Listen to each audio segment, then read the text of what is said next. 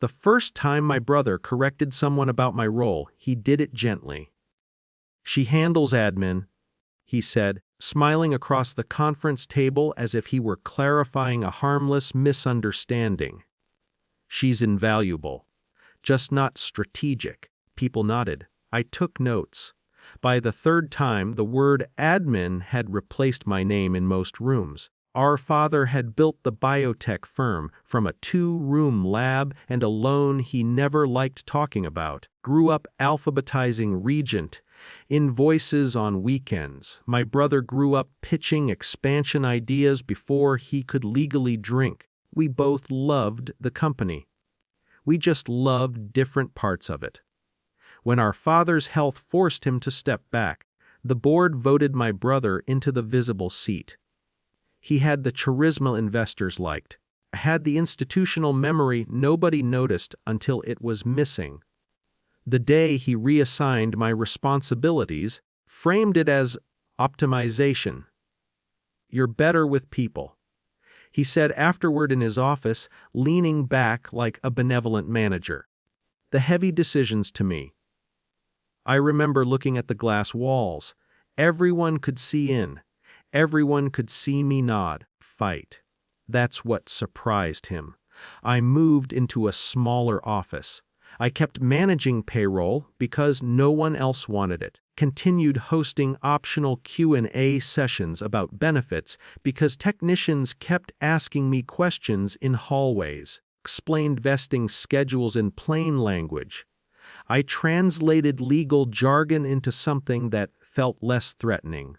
Over months, employees began asking if they could increase their equity participation. Many hadn't understood their options before. Some had let paperwork lapse. I helped them correct it. I connected them with counsel. I made sure they knew what they owned. It wasn't a rebellion. It was literacy. Meanwhile, my brother expanded aggressively. New partnerships, expensive consultants, a public relations firm that replaced our plain website with something glossy and sterile. Spoke often about modernization. He spoke less about retention. There were small layoffs, strategic trimming, he called it at a town hall. I stood at the back of the room and watched lab staff exchange glances. Trusted the science. They didn't trust the messaging. One evening, a senior researcher knocked on my office door. "Do you think we actually matter?" she asked. "Not emotionally, legally." That question sat with me. Requested updated shareholder records from corporate counsel under the pretext of routine review.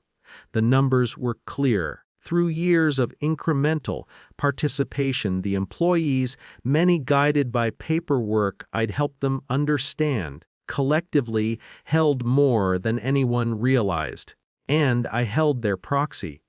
When counsel confirmed the validity of the voting agreements, she didn't smile, she just slid the folder across the table.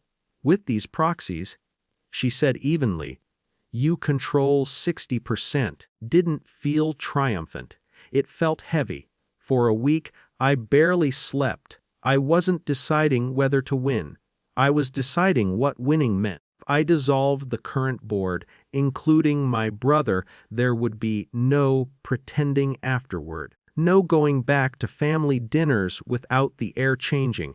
But if I did nothing, the company would keep drifting toward a version of success that erased the people who built it.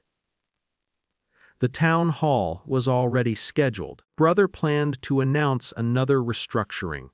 He stood on stage first, confident, polished, outlined projected growth curves and cost-saving measures. Applause came politely. When he finished, I walked up beside him. He looked confused but stepped aside, assuming I would manage logistics.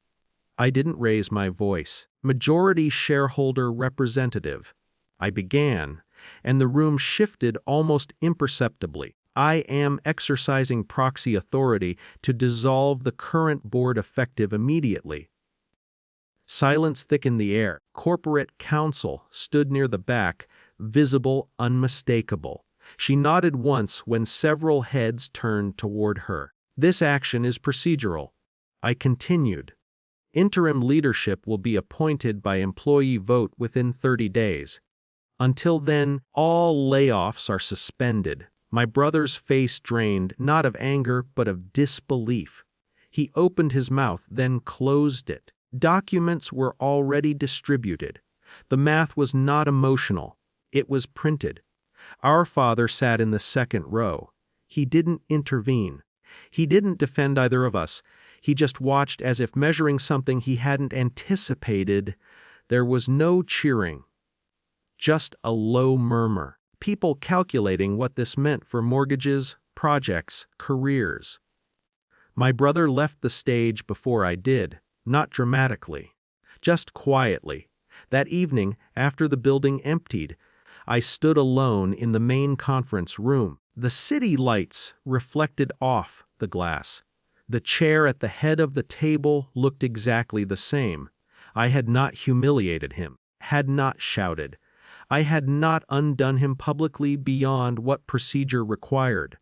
But the relationship we once had was finished. Authority had shifted in a single, documented moment. There would be lawyers. There would be distance. Ran my hand along the table's edge, the same one I used to polish before investor visits. Dignity, I realized, is not loud when it returns. It is steady. It asks what you will protect now that you can. The company would survive. Whether we would ever speak like siblings again was a different calculation entirely.